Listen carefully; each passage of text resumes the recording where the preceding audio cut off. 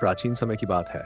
एक बार भगवान श्री कृष्ण और अर्जुन के बीच इस बात को लेकर चर्चा होने लगी कि मनुष्य के जीवन में कर्म बड़ा होता है या भाग्य।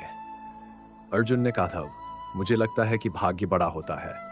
यदि भाग्य में कुछ लिखा हो तो वह अवश्य मिलेगा, चाहे कोई कर्म करे या न करे। श्री कृष्ण मुस्कुराए और बोले, अर्जुन, यह सत्य नहीं है। कर्म ही मनुष्य का सच्चा भाग्य निर्माता होता है। आओ तुम्हें एक उदाहरण से समझाता हूं। भगवान श्री कृष्ण अर्जुन को लेकर एक गांव में गए। वहां एक गरीब ब्राह्मण था जो अत्यंत दीनहीन अवस्था में जीवन बिता रहा था।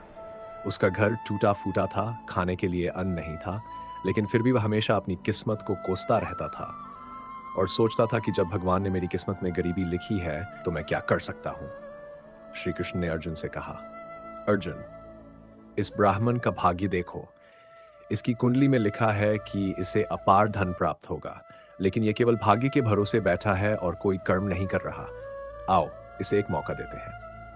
श्री कृष्ण ने जादू से एक सोने की मूर्ति बना दी और उसे गांव के रास्ते में रख दिया ताकि ब्राह्मण उसे देख सके। लेकिन ब्राह्मण जब वहां से गुजरा तो अपने भाग्य को कोसते हुए सिर झुकाए चल रहा था और उसने मूर्ति पर ध्यान ही नहीं दिया। वह आगे बढ़ गया और अवसर खो दिया।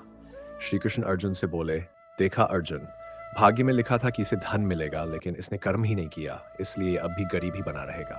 अब हम एक अन्य व्यक्ति को देखते हैं।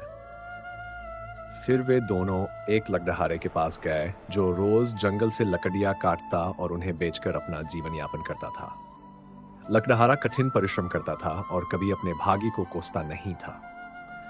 श्री कृष्ण ने अर्जुन से कहा, इस व्यक्ति के भाग्य में कुछ विशेष नहीं लिखा, लेकिन यह निरंतर कर्म कर रहा है। देखते हैं क्या होता है। अगले दिन लकड़हारा लकड़ी काटने जंगल गया। रास्ते में उसे एक गड्ढा दिखा। उसने सोचा, क्यों नहीं इसे साफ करूं ताकि कोई गिर न जाए। जब वह गड्ढा साफ करने लगा तो उसे वहां एक मिट्टी के घड़े में छिपा हुआ खजाना मिला। वह बहुत खुश हुआ और इस प्रकार उसका जीवन बदल गया। श्री कृष्ण ने अर्जुन से कहा, देखो अर्जुन, इस व्यक्ति ने अपने कर्म के बल पर वह धन प्राप्त किया जो उसके भाग्य में नहीं था, जबकि ब्राह्मण को उसका भाग्य मौका दे रहा था, लेकिन उसने कर्म नहीं किया, इसलिए वह गरीब ही रह गया।